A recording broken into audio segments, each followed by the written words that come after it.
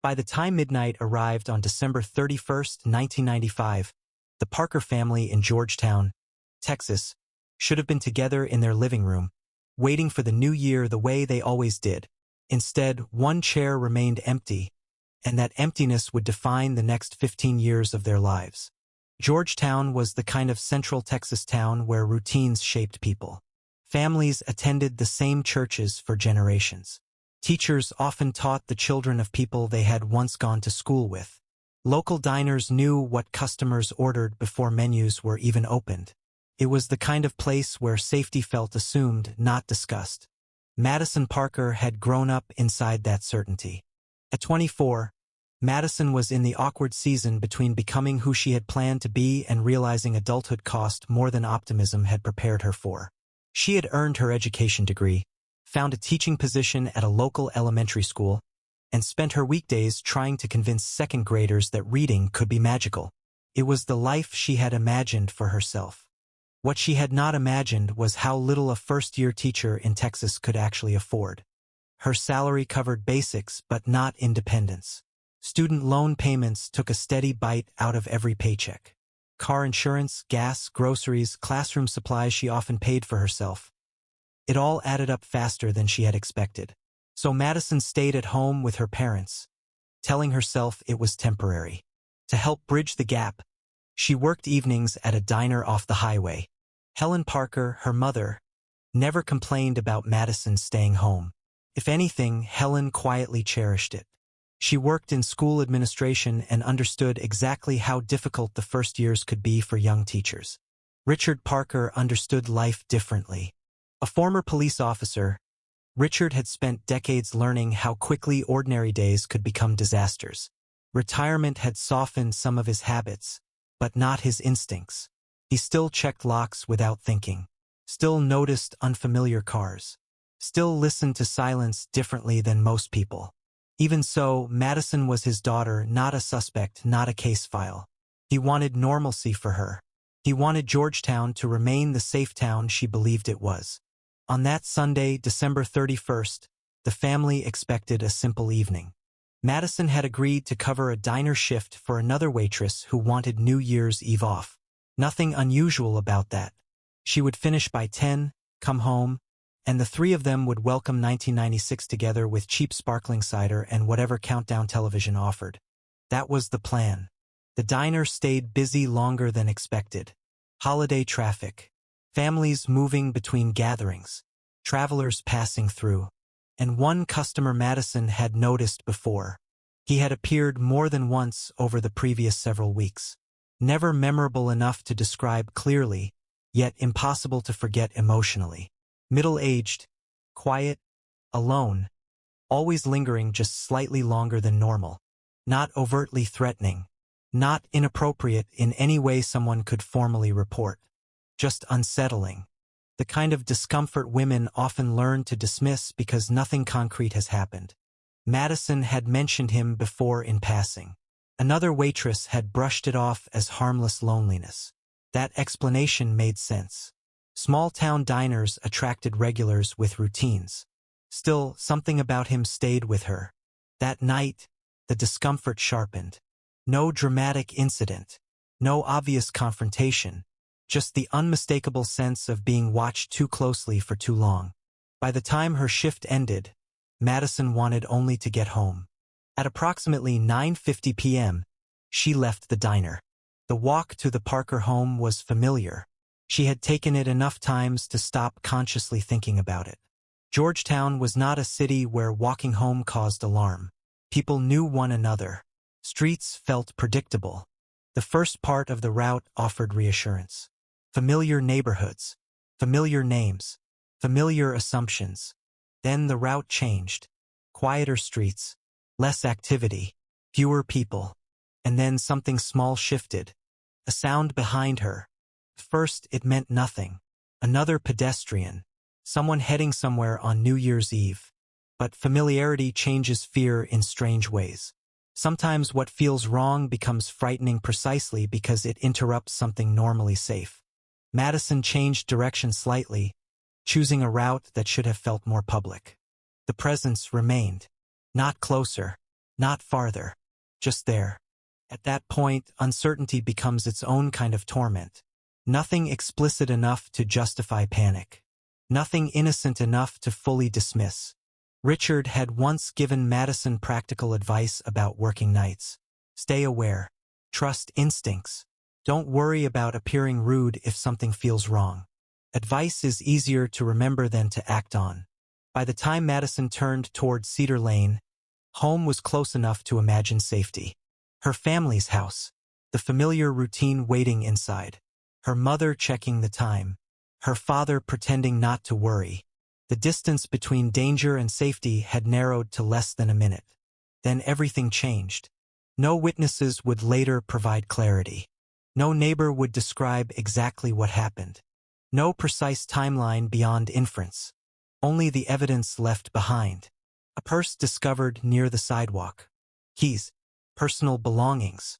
A disruption obvious enough to signal force. No indication of voluntary departure. No sign Madison had chosen any of it. At 11:30 p.m., Helen started wondering why Madison was late. By 11:45, concern began replacing patience. By midnight, the absence felt impossible to explain away. This was not Madison forgetting the time. This was not a spontaneous stop at a friend's house. This was not ordinary. The Parkers had spent years believing Georgetown protected its own. That belief ended before the new year fully began. For Helen, the first hours felt surreal, impossible to emotionally process. For Richard, training took over immediately. This was not a missing adult choosing distance. This was something else. Something deliberate. Something violent.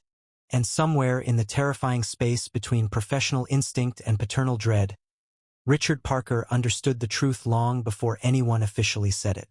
His daughter had not simply failed to come home. Something had taken her from the final stretch between who she had been and whatever came next. By 12:20 a.m., Madison Parker's disappearance was no longer a family emergency. It had become a criminal investigation. Richard Parker made that determination before anyone else officially did. Years in law enforcement had taught him how to separate denial from evidence, even when the evidence involved his own daughter. Madison's purse had been found close enough to home to make the reality even crueler. Her identification remained inside. Cash remained untouched. Keys were there. Nothing suggested a young woman deciding to disappear. Nothing suggested robbery. This was interruption. Force. A life cut violently off its expected path. The responding Georgetown officers understood immediately who they were dealing with. Richard had spent years beside many of them. Some had once worked under him. Others had grown up knowing Madison as the daughter of a respected officer. Professional procedure had to move forward, but emotion entered every room whether anyone acknowledged it or not. Helen struggled with the unreality of hearing her daughter described in formal terms. Missing adult female. Possible abduction. Last known location. Approximate timeline. Those phrases belonged to television reports and other families. Not theirs. Richard insisted the first hours mattered. Every minute counted. He repeated it because it was true, and because repeating it gave structure to panic. Officers retraced Madison's route from the diner. Neighbors were contacted. Anyone awake was questioned. New Year's Eve complicated everything. People had been out, moving between gatherings, distracted, drinking, uncertain about exact times. Memory becomes unreliable when routine is interrupted. A few people believed they had seen Madison earlier that evening. Some thought they remembered a woman matching her description walking alone. Others mentioned unfamiliar vehicles but could offer nothing precise enough to be useful. No one reported witnessing an abduction. No one reported hearing anything alarming. That detail unsettled Richard more than anything else. Predatory crimes involving strangers often involve chaos. Noise, mistakes, witnesses. This felt efficient. As if whoever took Madison understood timing. As if the location had not been chosen by chance. By early morning, investigators interviewed employees from the diner. That was when the recurring customer entered the case. One waitress remembered Madison mentioning discomfort around a man who had come in several times over recent weeks. Nothing dramatic enough to trigger formal concern. Just a feeling, a pattern of attention that had made Madison uneasy. The diner manager initially treated it as a weak lead. Highway diners attracted all kinds of people. Travelers, truck drivers, locals, lonely regulars. But weak leads become stronger when there are no stronger ones. Security footage was collected. The video quality reflected mid-1990s reality. Grainy, limited, useful only in the broadest sense. A man could be seen sitting alone. Medium build. Baseball cap. Age difficult to estimate. No clear facial details. Nothing distinctive enough for easy identification. Still, investigators circulated the image. By sunrise, the case had expanded beyond Georgetown. The Travis County Sheriff's Office became involved. State resources followed. Because evidence suggested stranger abduction, federal authorities were notified quickly. The FBI did not arrive with cinematic urgency. Real investigations rarely look dramatic from the outside. They look procedural. Phone calls, coordination, jurisdiction questions, interviews, paperwork, pressure. But for Helen, the presence of federal agents transformed fear into something colder. If the FBI was involved, then everyone believed the worst. By New Year's Day afternoon, Madison's photo had entered local news coverage. Recent college graduate, elementary school teacher, 24 years old, loved by family, missing while walking home. Those details made people care. The story spread because it violated assumptions Americans still held in the mid-1990s about small-town safety. A teacher walking home near her family residence was supposed to be ordinary. That ordinariness made the disappearance terrifying. Tips began arriving. Dozens at first, then hundreds. A man in a convenience store outside Austin. A suspicious truck near Round Rock. Someone matching Madison's description spotted at a gas station. Every tip demanded resources. Most dissolved immediately. Some consumed hours. None produced Madison. Helen became trapped in emotional whiplash. Hope every time the phone rang. Collapse every time certainty vanished. Richard functioned differently. His mind shifted into investigative analysis even while grief pressed against every thought. He studied timelines, reviewed officer notes, reconstructed distances, considered offender behavior. Theories formed quickly. The unknown man from the diner had followed Madison. Or someone else had been watching her routine longer than anyone realized. Or the abduction had been opportunistic, terrifyingly random. The randomness frightened him most. Patterns can be hunted. Randomness feels untouchable. By the third day, investigators interviewed nearly everyone connected to Madison's life. Friends from college, co-workers from the elementary school, diner employees, neighbors, former classmates, ex-boyfriends, any known acquaintances. Financial records showed nothing unusual. No evidence of secret plans. No hidden travel. No personal crisis suggesting voluntary disappearance. Madison's life looked exactly like what it appeared to be. Financially stretched, emotionally normal, rooted in family, focused on work. That clarity eliminated comforting explanations. She had not chosen absence. Public interest intensified briefly. Church groups organized searches. Flyers appeared across surrounding communities. People who had never met Madison discussed her at grocery stores, workplaces, school parking lots. Parents imagined their own daughters. Teachers recognized the brutal familiarity of overworked young educators balancing impossible finances. But sympathy does not solve cases. The FBI analyzed the diner footage. No positive identification. Tips connected to the mysterious customer produced nothing reliable. No arrest. No meaningful suspect. Investigators also examined whether Madison could have known her abductor. Richard resisted that theory at first. Families often do. The stranger narrative feels cleaner emotionally, less complicated. But investigators had to ask difficult questions. Had Madison mentioned anyone concerning? Any inappropriate attention from parents at school, coworkers, diner customers, casual acquaintances? Nothing emerged. Helen replayed recent conversations obsessively. Every complaint, every offhand comment, every mention of work exhaustion, every passing frustration. Nothing suggested hidden danger. The first week passed, then the second, and with each passing day, investigative momentum shifted in ways families feel immediately, even when officials try to protect them from it. Fewer urgent updates, more cautious language, less certainty.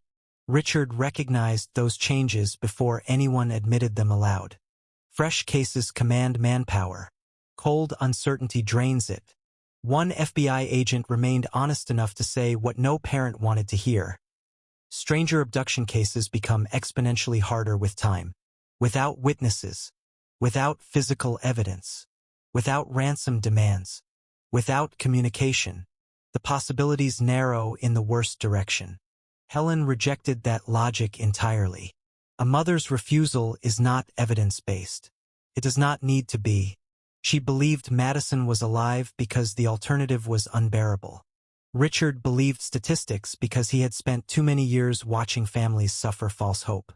Yet even he could not fully surrender to what logic suggested. That contradiction hollowed him out.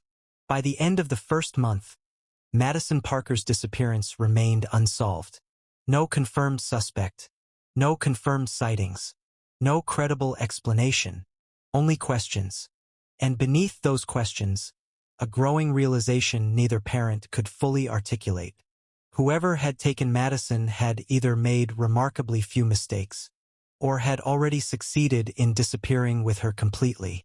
People often imagine grief as a sharp event, an explosion of pain, a funeral, a devastating phone call. What they rarely understand is how grief can also become routine. For the Parker family, Madison's disappearance did not remain a single tragedy. It became a structure around which life reorganized itself. The first year was dominated by urgency. Helen refused stillness. As long as movement existed, hope remained measurable. She contacted advocacy groups for missing persons. She learned how cases faded in public consciousness faster than families expected. She discovered how quickly communities that initially offered casseroles, prayers, and emotional certainty returned to ordinary life. People meant well. Most simply did not know how to remain emotionally present for prolonged uncertainty. A missing person creates a peculiar kind of suffering. Death carries rituals. Illness offers diagnoses. Separation often contains explanation. Disappearance offers nothing stable. Helen printed flyers constantly. Not dozens, hundreds, then thousands. She kept updated copies in the trunk of her car, in kitchen drawers beside the phone, inside folders organized by county. Grocery stores, gas stations, libraries, churches, community bulletin boards, rest stops, school offices, anywhere people paused long enough to look. Richard joined her at first, but not for long. He approached the case differently because he could not stop seeing it through the lens of professional experience. He knew what cold cases looked like. He knew how investigations lost momentum despite good intentions.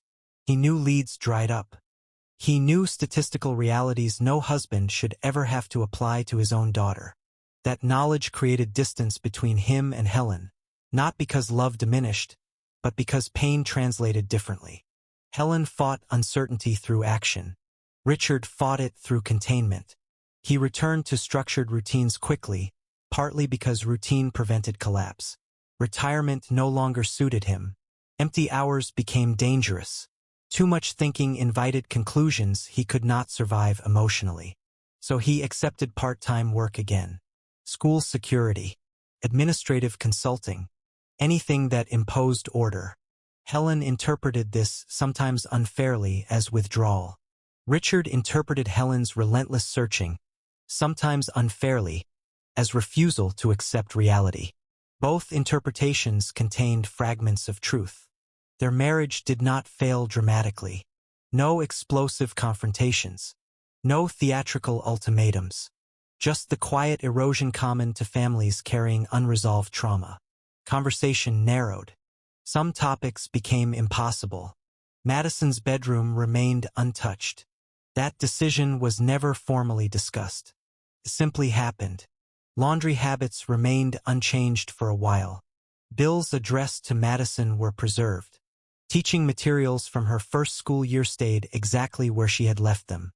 Her family behaved not as though she were gone permanently, but as though interruption remained temporary.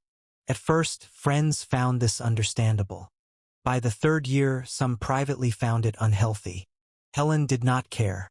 No outsider had earned the right to define healthy grief.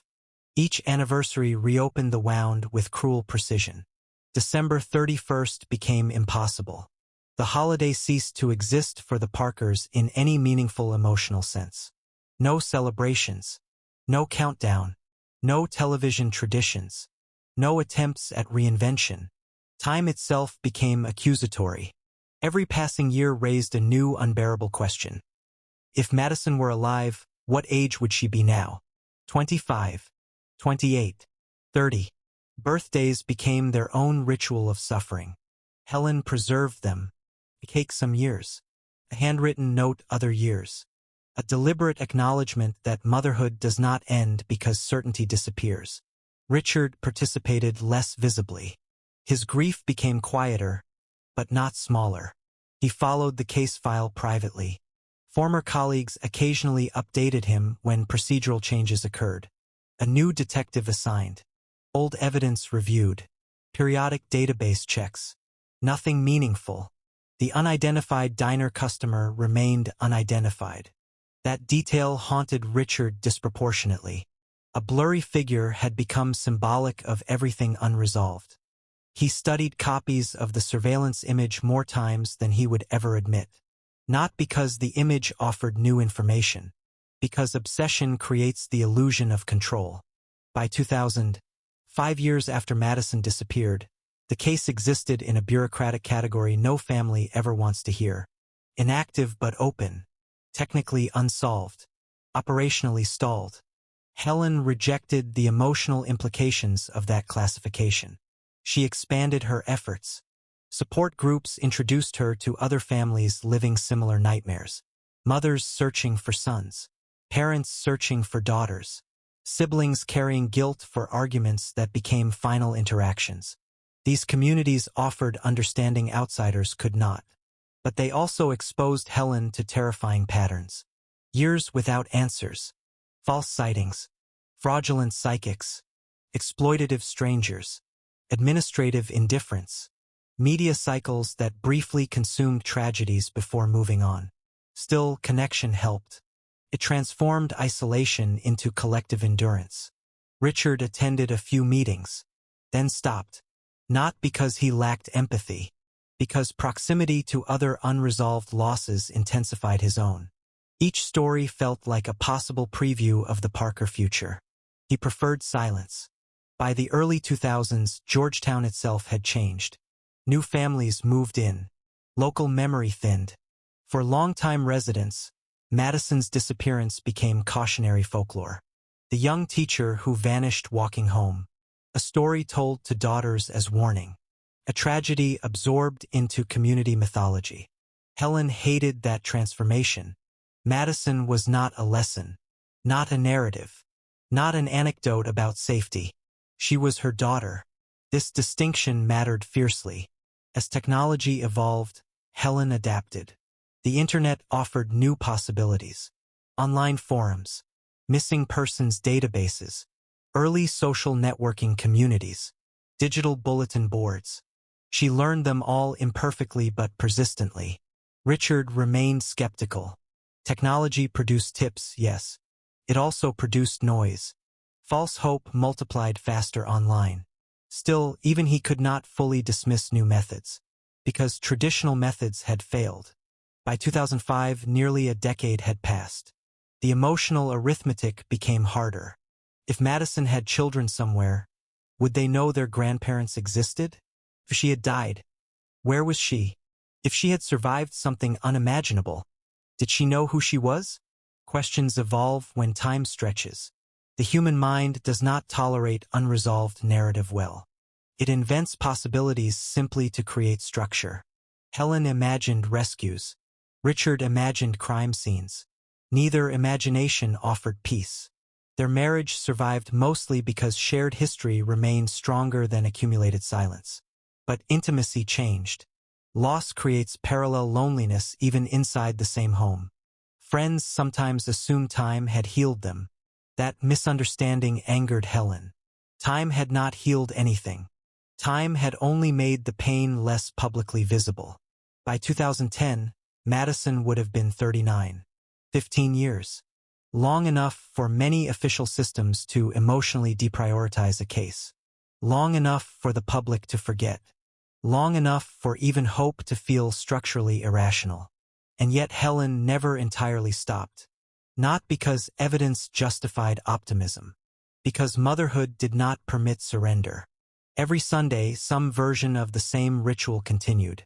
A search, a mailing, a database review, a flyer update, a call, prayer. Richard no longer tried to talk her out of it. He had learned something painful over those 15 years. Hope and denial can look remarkably similar from the outside, but they do not feel the same internally. Then, in the fall of 2010, something shifted, not through police work, not through a reopened investigation, not through forensic advancement. Through something so ordinary it almost escaped notice. A voice. And for the first time in 15 years, the Parker family's carefully managed grief prepared to become something else entirely. 15 years earlier, Madison Parker disappeared from a short walk home in Georgetown, Texas. 3 months after that disappearance, in early 1996, a woman later known as Claire Bennett entered official records in Oklahoma under circumstances almost as incomplete as Madison's own case. At the time, no one connected those stories. Claire's documented life began through bureaucracy, not identity. Hospital intake, emergency stabilization, temporary legal paperwork, fragmented clinical observations. There had been a traffic incident outside Tulsa involving a damaged vehicle that could not be conclusively linked to a known owner. The circumstances remained messy enough that not every detail survived cleanly into long-term documentation. What remained certain was simpler. A woman had survived head trauma severe enough to disrupt memory. No identification, no family contact, no reliable personal history, no clear explanation for why no one immediately came looking. These situations, while rare, were not unheard of in the mid-1990s, especially before the level of digital record integration Americans would later take for granted. Interstate coordination existed, but imperfectly. Missing adult cases without immediate biometric resolution sometimes drifted into procedural gaps. Claire became one of those gaps. She did not initially choose that name. The state did. Temporary identity frameworks exist because hospitals, social workers, and courts cannot function indefinitely with unknown persons lacking legal recognition. Documentation had to be created. Employment eventually required records. Housing required records. Healthcare required records. So Claire Bennett became administratively real before she became emotionally certain of anything. Doctors described her memory loss as trauma-related, likely temporary but unpredictable. That word, temporary, can be deeply misleading. Temporary may mean weeks, months, years, partial recovery, fragmented recovery, no reliable timeline. Claire's early recovery was dominated by disorientation rather than revelation. There were no cinematic breakthroughs, no dramatic flood of restored identity. Instead, there were vague emotional impressions disconnected from factual context. Recognition without explanation, a sense that certain words felt familiar, an irrational comfort around educational settings, emotional reactions to children's books she could not explain, the persistent intuition that parts of her life had once involved classrooms. None of this proved anything. Trauma patients often reconstruct identity imperfectly. Memory is not a filing cabinet waiting to be reopened. It is unstable, associative, emotionally vulnerable. Claire spent years living in that uncertainty. At first, survival consumed practical attention. Rehabilitation, basic independence, employment, legal stabilization, therapy, identity reconstruction in the absence of verified history. Social services helped establish practical pathways, but practical help does not resolve existential absence. Who are you when official paperwork exists, but your own memory does not confirm it? Claire adapted outwardly. That is often how trauma survivors appear to others. Functional, independent, stable enough. But adaptation is not resolution. By the early 2000s, Claire had established a modest adult life in Oklahoma. Bookkeeping work suited her temperament. Predictability offered comfort. Numbers required precision without emotional ambiguity. Spreadsheets asked less from her than memory did. Relationships remained harder. Not because Claire lacked emotional capacity, because explaining herself always required impossible honesty. She did not know who she had once been. She could describe medical facts but not origins. Some people responded with sympathy, others with skepticism, a few with suspicion. America tends to romanticize reinvention, but unexplained identity loss makes many people uncomfortable. Questions inevitably came. Where are you from? Do you have siblings? What did your parents do? Where did you go to school? Questions most adults answer automatically became emotional minefields. Claire learned to simplify. Head injury. Memory complications. Long story. Most people eventually stopped asking. Therapy became central. Not because Claire was unstable, but because unresolved identity creates chronic psychological strain. Her therapist approached the issue pragmatically. Trauma recovery, memory integration, acceptance, managing uncertainty rather than obsessively forcing recall. This approach helped somewhat, but something remained unresolved. Claire did not merely want emotional stability. She wanted truth. The fragments persisted. Not enough to identify a life. Enough to prevent emotional closure. Children's voices in memory. School paperwork imagery. The inexplicable emotional familiarity of certain teaching supply stores. Occasional flashes tied to Texas references. No full narrative. Only disconnected impressions. By 2010, online culture had transformed how Americans process personal struggle. Blogging, support forums, early social media communities, video platforms. Personal storytelling had become therapeutic for many people navigating illness, trauma, grief, or recovery. Claire's therapist suggested structured narrative sharing. Not public exposure at first. Private recording. Speaking thoughts aloud. Processing fragments verbally. The logic was clinically sound. Spoken reflection sometimes reveals associative pathways inaccessible through formal questioning. Claire began recording audio journals. Initially for herself. Thoughts about memory. Dream fragments. Questions about identity. Descriptions of inexplicable emotional reactions. Patterns she noticed. Names she tried mentally without recognition. The recordings created unexpected relief. Not answers. Relief. Language imposed temporary structure on uncertainty. Eventually, her therapist suggested selective public sharing. Not for fame. Not performance. Community. Others with traumatic brain injuries existed. Others navigating memory disruption existed. Isolation often worsens recovery. Claire hesitated. Public vulnerability feels different from private processing, especially when your central life fact is confusion. But loneliness eventually outweighed hesitation. She created a small YouTube channel. Nothing polished. Nothing commercial. Simple uploads focused on reflection. The audience remained tiny. A few subscribers. Some trauma survivors. Some curious listeners. Some people drawn to emotionally honest storytelling. Claire never presented herself as inspirational. If anything, her honesty came from exhaustion. She spoke about identity loss without melodrama. About how strange adulthood feels when foundational memory remains incomplete. About feeling emotionally attached to experiences she could not verify. about wondering whether somewhere someone had once searched for her or whether no one had. That particular question returned often, not because evidence supported it, because emotionally, abandonment and disappearance can feel indistinguishable when memory fails. She also discussed recurring educational associations, the irrational certainty that classrooms mattered, children's books triggering unexplained recognition, an emotional familiarity with second-grade curriculum materials she could not logically explain. Her therapist warned against overinterpreting fragments. Memory can confabulate. Meaning can be imposed where none exists. Still, Claire documented them, not because she believed each fragment, because denying them entirely felt dishonest.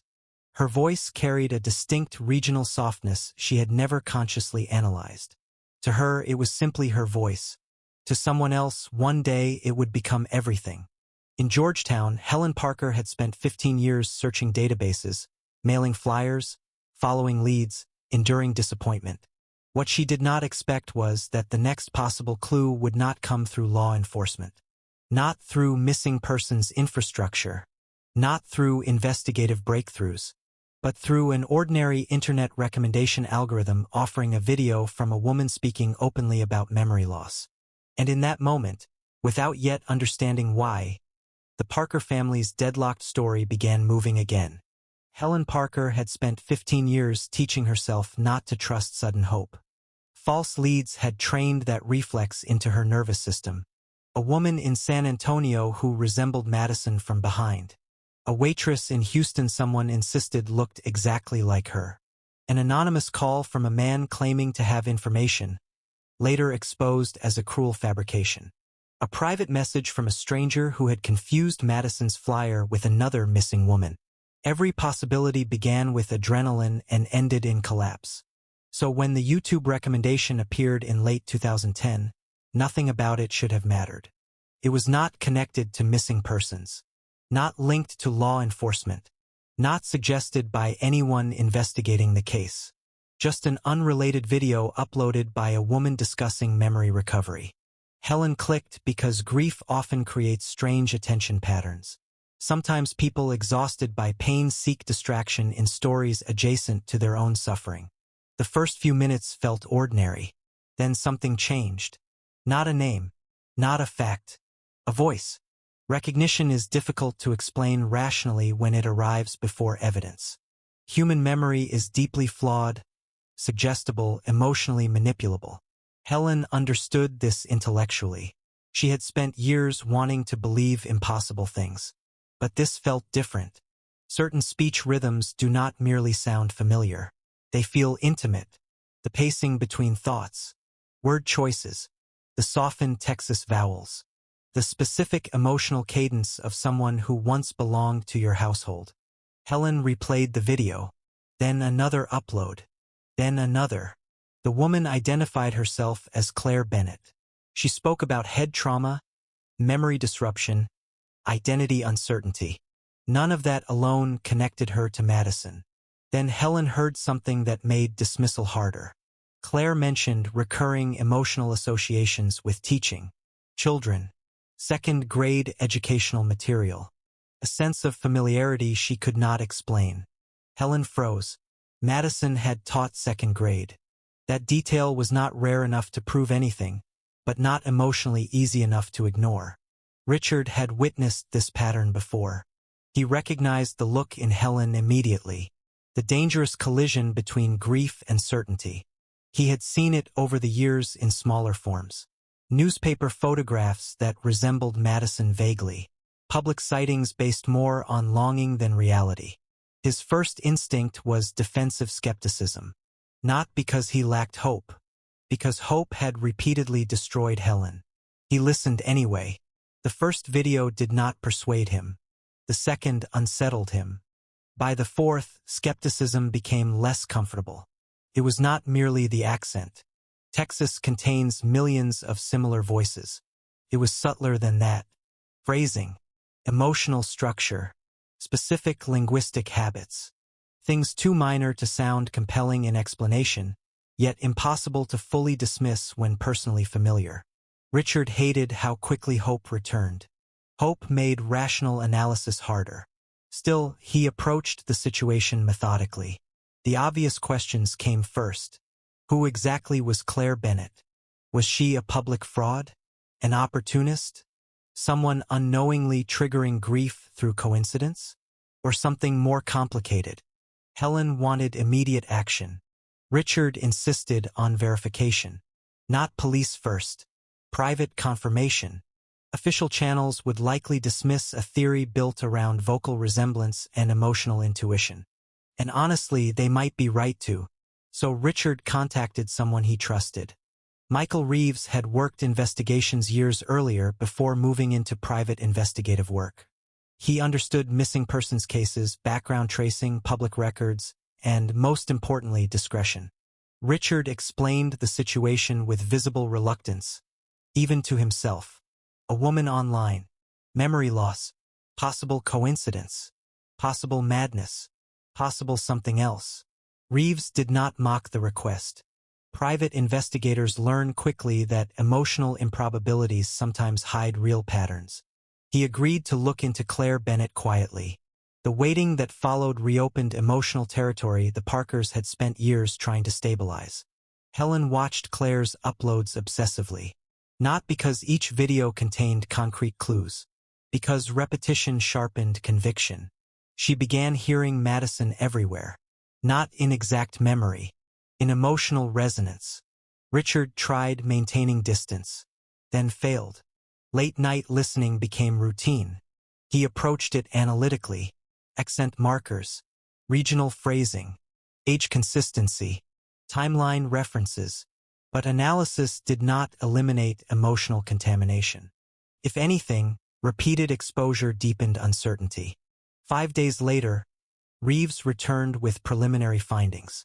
Claire Bennett's formal documented history began in 1996. No accessible adult records clearly predated that period. No conventional educational history attached to her name. No birth documentation immediately traceable through the expected public pathways. That alone did not prove identity fraud or mystery. Bureaucratic complications happen. But combined with her public narrative, it mattered. More disturbing was the medical context. Claire had entered official systems after trauma. Memory impairment documented. Identity uncertainty documented. Approximate timeline disturbingly close to Madison's disappearance. Richard's professional instincts sharpened immediately. Coincidence remained possible.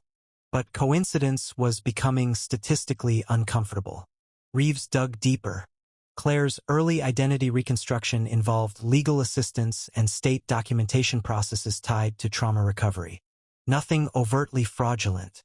No evidence of criminal deception. No signs she had invented her story for manipulation. Everything appeared administratively legitimate, which made the question harder, not easier. If Claire was Madison, then for 15 years their daughter had lived an entirely different legal and emotional existence. If Claire was not Madison, then the similarities represented one of the cruelest coincidences imaginable. Helen no longer entertained doubt. Richard still tried, because the emotional consequences of being wrong felt catastrophic. Yet even he could not ignore the timeline. Madison disappeared December 1995. Claire's documented life began in 1996. A woman with memory loss, educational fragments, Texas vocal markers, no traceable prior identity. He knew enough investigative history to understand when unrelated anomalies start clustering suspiciously. The next question became unavoidable. How to make contact? Richard opposed impulsive confrontation.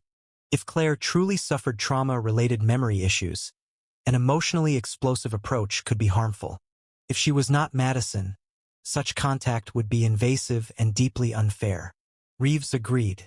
A careful intermediary approach made more sense. No accusations. No declarations. Just inquiry. Before any contact happened, Helen asked one question Richard had avoided asking himself directly. What if she really is Madison? Not abstractly. Literally. Alive. 15 years older. Living another life. Possibly unaware of them. Richard had no prepared emotional response. Law enforcement had taught him how to manage other people's uncertainty, not his own. The possibility that Madison had survived transformed grief into something stranger. Joy mixed with anger, relief tangled with guilt. Questions multiplied immediately.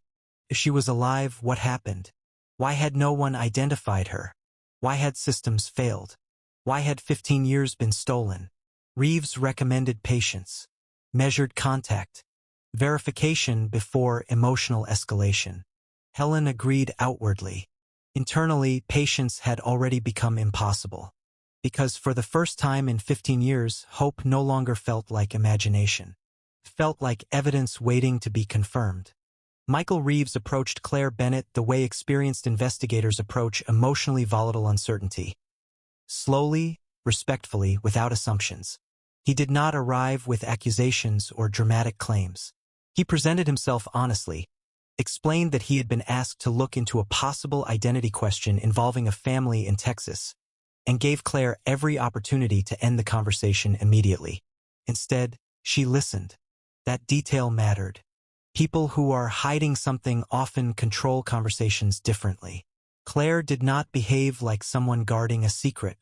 She behaved like someone confronting an unsettling possibility she had never seriously considered. Reeves described the basic outline carefully. A missing woman. December 1995. Georgetown, Texas.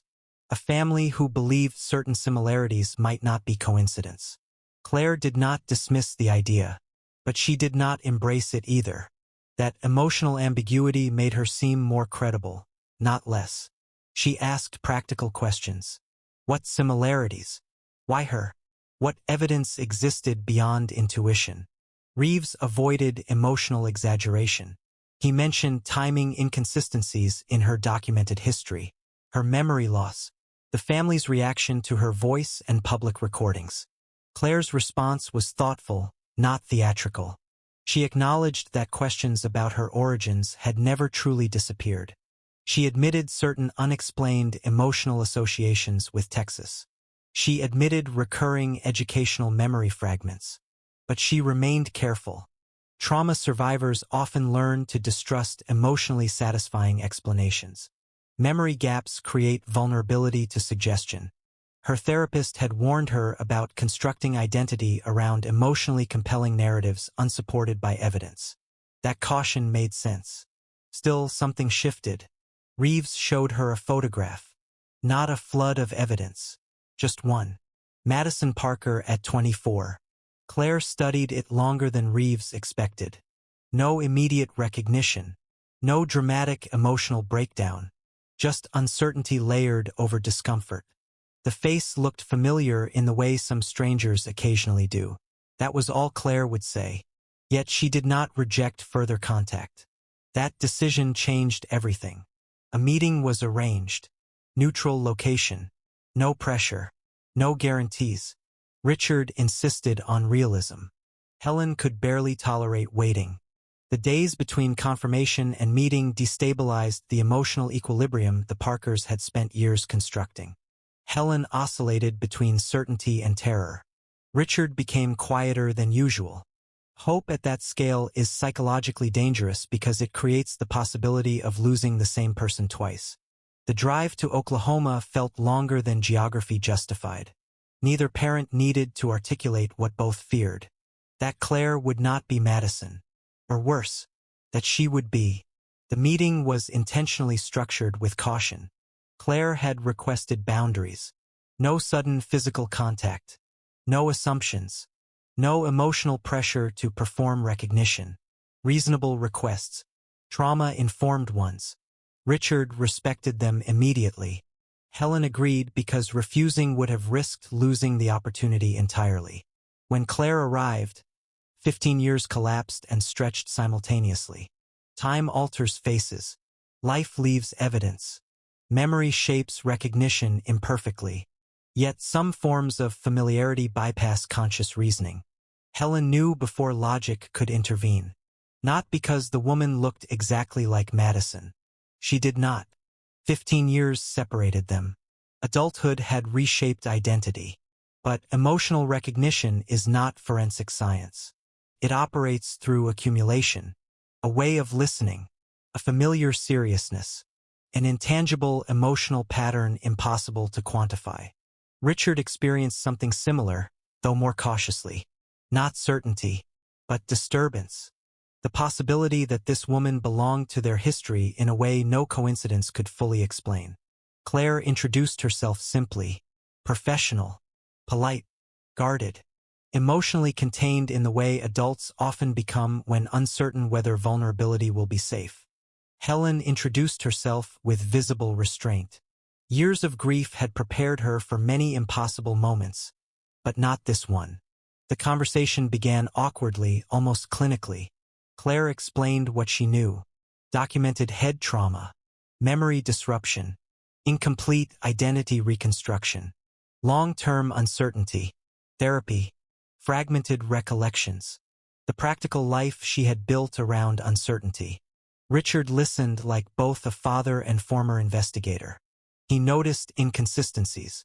He noticed plausibility. He noticed restraint where melodrama would have been easier. Helen listened differently. Every fragment Claire described felt like confirmation. Educational associations, Texas familiarity, identity disorientation. Then photographs entered the conversation. Childhood images, teenage milestones, college graduation, Madison's first year teaching. Claire examined them slowly. No immediate declarative recognition emerged. But something changed. Not certainty, reaction. Certain images created visible cognitive disruption. Not because memory returned cleanly, because something emotional stirred beneath conscious access. That distinction mattered. Trauma memory often behaves that way. Recognition without narrative. Emotion without explanation. Claire admitted something that altered the emotional stakes further. She had recurring dreamlike fragments involving schools, children, administrative paperwork, the sensation of belonging somewhere she could never locate. Helen had spent years imagining exactly this possibility. Richard remained more restrained, but internally the pattern was becoming overwhelming. Still, intuition could not substitute for evidence. The question of DNA emerged naturally. No one treated it dramatically. Americans trust genetic verification precisely because emotional certainty can mislead. Claire agreed immediately. That detail again increased credibility. A deceptive individual might resist objective testing. Claire did not. She wanted truth as badly as the Parkers did. Samples were collected professionally. Then came another waiting period, shorter in duration, worse in intensity. 3 days. 3 emotionally unbearable days. Helen could not stabilize. Richard tried and failed. The possibility had crossed into something dangerously close to reality. If Claire was Madison, then 15 years of assumptions had to be rebuilt. If Claire was not Madison, the emotional collapse might permanently damage what remained of their resilience. When results came, the call went to Richard. Perhaps intentionally. Professionals sometimes recognize which family member is more likely to absorb procedural information under stress. He listened, asked verification questions, confirmed methodology, repeated details back. Because disbelief does not disappear instantly even when science answers clearly. The result was conclusive. Claire Bennett was Madison Parker. The emotional impact defied simplicity. This was not pure joy. Joy existed. So did grief, anger, shock, disorientation. 15 years of mourning had prepared the Parkers for death, ambiguity, permanent absence. Not this, not recovery, not complicated survival. Helen experienced vindication and heartbreak simultaneously. Richard experienced relief contaminated by professional fury. Systems had failed. Something catastrophic had happened. Their daughter had lived. And yet, the woman who sat before them was not emotionally the exact Madison who disappeared in 1995. She was Madison, and also someone shaped by 15 years neither parent had witnessed. Claire Madison received the news differently. Identity restoration is not inherently comforting. For someone who has spent years constructing selfhood around uncertainty, sudden biological truth can destabilize everything. She had wanted answers, but answers can dismantle emotional architecture. Claire understood the DNA result intellectually immediately. Emotionally, integration would take longer. Her legal identity, her memories, her relationships, her understanding of self, all suddenly became provisional. One question remained more urgent than all others. What happened in 1995? And somewhere inside Madison Parker's fractured memory, the first real pieces were beginning to move. DNA can answer identity questions with brutal precision, cannot explain missing years. Once Claire Bennett became Madison Parker in the eyes of science, the emotional center of the story shifted immediately. Who Madison was had been answered. What happened to her had not. Richard's first instinct was investigative. That part of him had never fully retired. A confirmed identity meant reopening timelines, records, jurisdictions, evidence trails, and institutional failures. The emotional miracle of recovery existed alongside a darker truth. Someone had taken his daughter, and 15 years later, no one knew exactly what followed. Madison approached that uncertainty differently. For most of her adult life, her missing past had been an abstraction. Painful, yes, but undefined. Now the missing years had names, faces, a family, a hometown, a profession, and a known point of violent interruption. That changed memory itself. Trauma memory often responds unpredictably when identity anchors are restored. Facts create pathways. Recognition activates dormant associations. Emotional context sometimes unlocks fragments long inaccessible. But memory recovery is not orderly. It does not return as a documentary timeline. It arrives as fragments, sensations disconnected from explanation, emotional certainties without coherent sequence. Words, textures, fear, disorientation. The first fragments appeared within days. Nothing courtroom useful, nothing narratively clean, just flashes, the sensation of urgency, the certainty of being watched, a familiar route interrupted by fear. Helen interpreted every fragment as progress. Richard remained more cautious. Recovered memories can be accurate, distorted, or partially reconstructed under emotional pressure. He knew that. Madison's therapist knew that. No one wanted false narrative imposed onto real trauma. So professionals guided the process carefully. No leading questions. No pressure to remember. No insistence on closure. Only space. Even so, certain elements emerged repeatedly enough to matter. A man. Not clearly visible in memory. Presence more than face. A vehicle. Confusion. The overwhelming emotional signature of danger. Then something more concrete. A roadway. Speed. Impact. After that, blankness. This aligned disturbingly with known facts. Madison had disappeared in late December 1995. Claire Bennett entered formal records months later following trauma consistent with vehicular injury. The working theory became unavoidable. Whoever abducted Madison likely transported her away from Georgetown. At some point, a traffic incident occurred. Madison sustained traumatic brain injury. The offender disappeared. Madison survived. The scenario was plausible. Not proven, but plausible. Richard pushed for institutional review. Old records were requested. Jurisdictional coordination reopened. Archived documentation was examined. This is where real American bureaucracy reveals its brutal imperfection. Cases spanning multiple states, agencies, and pre-digital record systems rarely integrate elegantly. Missing adult databases in the mid-1990s were less seamless than the public often assumes. Biometric interoperability was not what it later became. Cross-state data friction was common. Human oversight existed. Administrative fragmentation existed. Bad timing existed. A woman with trauma-related amnesia entering systems under emergency circumstances could, under the wrong conditions, disappear bureaucratically even while physically alive. That possibility enraged Richard. Because procedural explanation is not emotional absolution. His daughter had existed inside systems that failed to reconnect her to a family actively searching. That truth carried institutional cruelty even without malicious intent. Helen processed the rediscovery differently. Her focus was not system failure. It was emotional reclamation. Madison was alive. That fact overshadowed everything else. Even if the details remained incomplete, even if justice remained uncertain, even if 15 years had been stolen, Madison herself occupied the most psychologically complicated position of all. She was both victim and outsider to her own history. Imagine learning that your life began long before the life you remember, that your parents never abandoned you, that your identity had existed intact, then violently fractured, that the woman called Claire had been real but incomplete.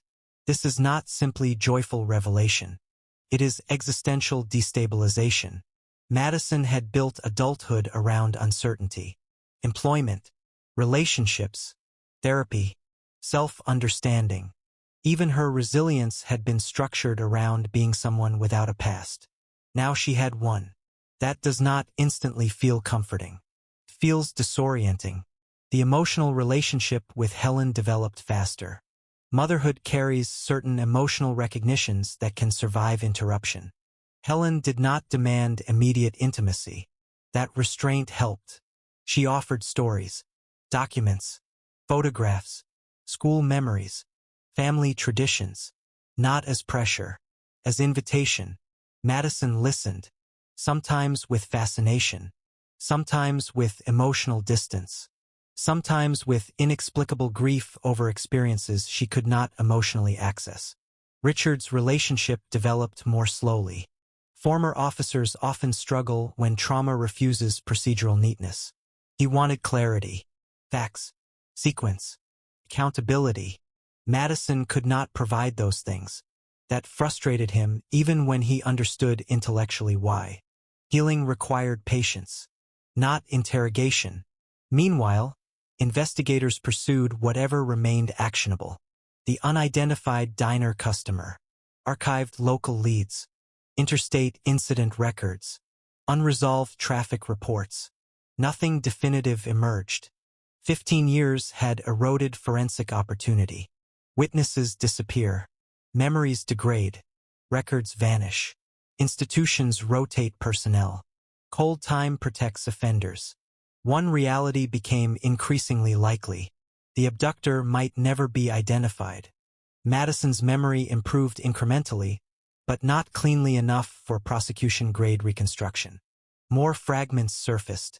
The emotional certainty of believing she was close to home. A growing sense of panic. A vehicle interior. Pain. Confusion. Then medical absence. Nothing naming an offender. Nothing prosecutable. This is one of trauma's cruelest characteristics. It does not preserve evidence for the convenience of justice. Preserves survival inconsistently. By late 2010, Madison's therapists felt cautiously optimistic about broader recovery. Not total restoration, but meaningful reintegration. Her amnesia had never been permanent in the neurological sense. Prolonged trauma suppression and incomplete reconstruction had simply extended the fragmentation far longer than early physicians predicted. That distinction mattered. Madison was not permanently unreachable from herself. She was emerging, slowly, painfully, imperfectly. The public story began attracting renewed attention once the rediscovery became known. Media outlets love improbable reunions. Parents finding a missing daughter after 15 years through internet coincidence fit cultural storytelling instincts perfectly. But media narratives simplify. They prefer emotional closure over psychological complexity. The reality was messier. Madison had been found. Yes. But finding someone and restoring identity are not identical achievements. Justice remained absent. Memory remained incomplete. Healing remained unfinished. And yet, something undeniably profound had occurred. For 15 years, the Parker family had lived with ambiguity. Now ambiguity had structure. And Madison Parker, long thought permanently lost, was beginning. Not returning, but beginning, to remember who she had always been. Finding Madison Parker did not restore the life that had been interrupted in December 1995. Created an entirely new one. That distinction took time for everyone to understand. For Helen, the first instinct was emotional restoration. 15 years of absence had conditioned her to imagine a single impossible moment in which everything would return to what it had been before. A daughter would come home. Familiar routines would resume. Love would fill the missing years so completely that loss itself would somehow become reversible. Reality was kinder than tragedy, but less simple than fantasy. Madison was alive. That alone remained extraordinary. But the woman now rebuilding connection with the Parker family had lived an entire adult life outside their knowledge. She had developed habits, coping mechanisms, emotional reflexes, professional identity, friendships, and private history as Claire Bennett. She was not pretending to be someone else. She had genuinely been Claire because Claire was the name around which survival had organized itself. Reclaiming Madison did not require erasing Claire. That emotional adjustment came more naturally to Helen than to Richard. Helen understood relational truth instinctively. Love did not require perfect continuity. She did not need Madison to remember bedtime stories, birthdays, childhood arguments, or family vacations in order to recognize her daughter. Richard struggled more. Not because he loved Madison less. Because he had spent 15 years imagining two possibilities: death or unresolved absence. He had never prepared emotionally for a third. Presence without full familiarity. Recovery without justice. Truth without resolution. That kind of ambiguity frustrates people trained in systems built around evidence and closure. Still, change happened. Slowly. Madison began visiting Georgetown regularly. At first, the visits felt emotionally strange for everyone. Homes carry memory differently for different people.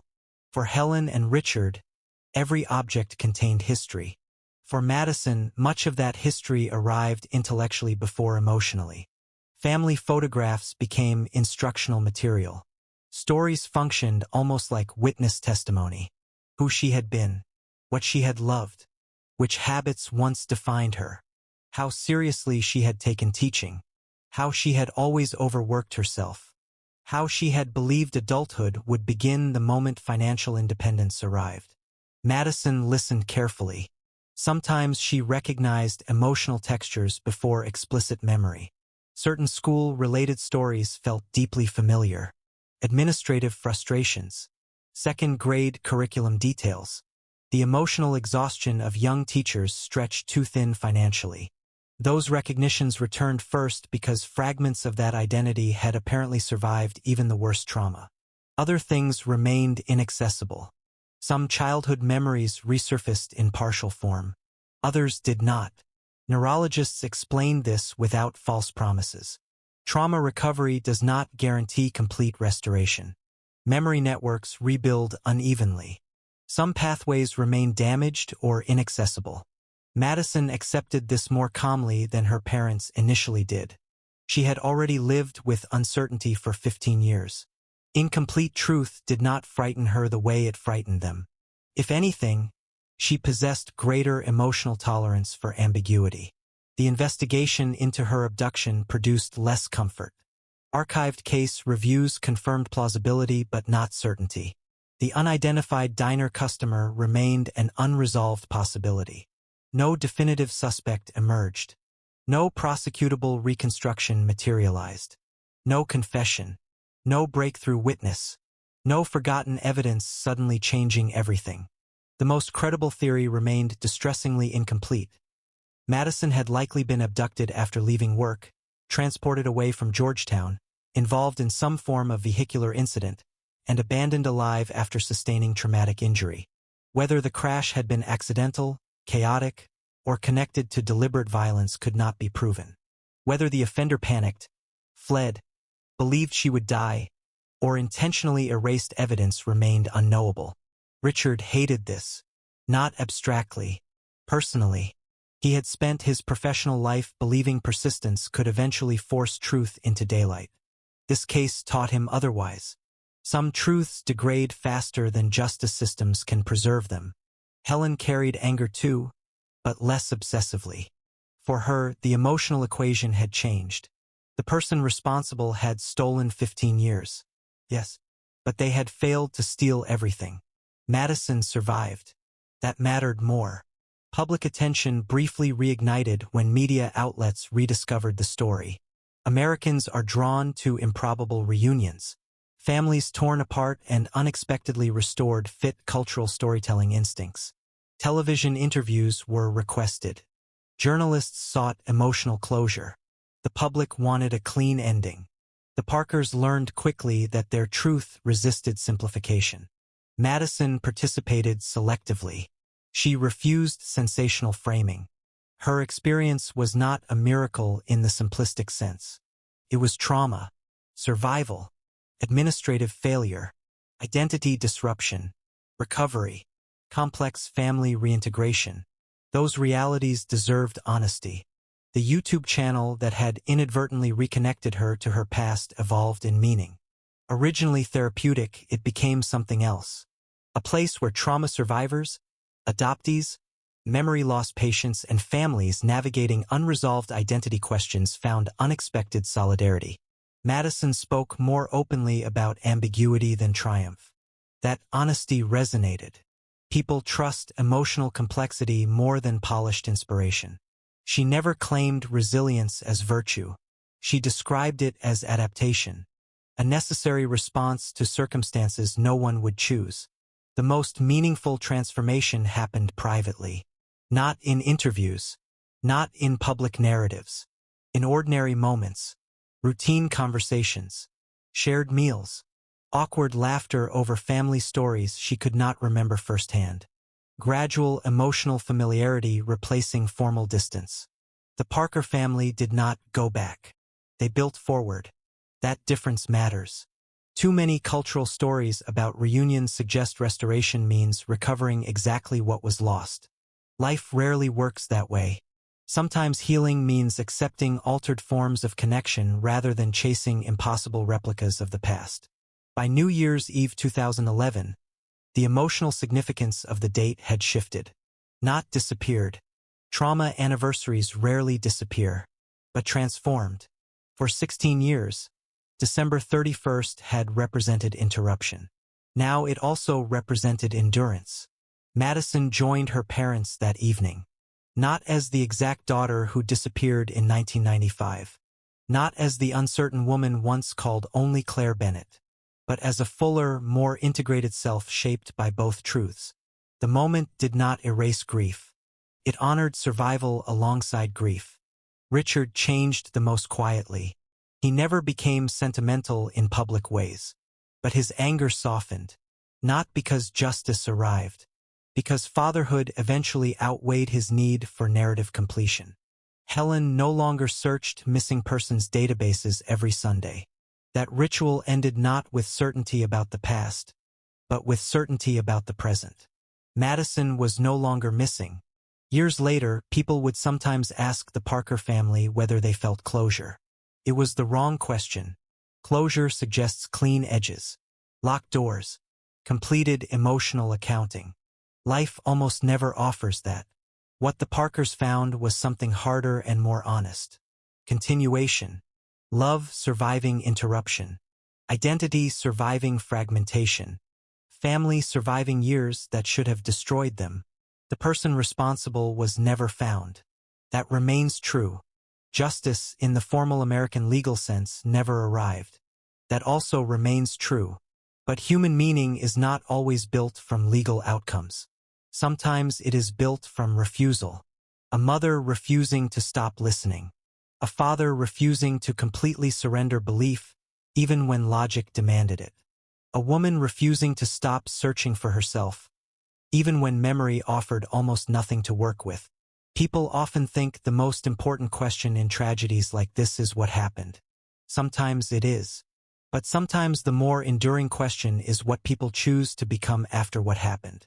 Because memory can fracture. Systems can fail. Time can steal years that never return. And still, human beings remain capable of recognizing one another across impossible distances. Not because life restores what was lost exactly as it was, but because love is often stronger than continuity, and hope sometimes survives long enough to become truth. Thank you sincerely for spending your time with us and listening to today's story until the very end. Stories like this remind us that life does not always offer perfect answers, clear endings, or the justice we hope for. Sometimes people carry pain for years without knowing whether healing will ever come. Sometimes hope feels unreasonable, fragile, even impossible. And yet, this story reminds us that love, perseverance, and the refusal to give up can carry people through the darkest uncertainty. Perhaps the greatest lesson from today's story is this. Not every wound can be erased. Not every lost year can be recovered. But the human heart is far stronger than we often realize.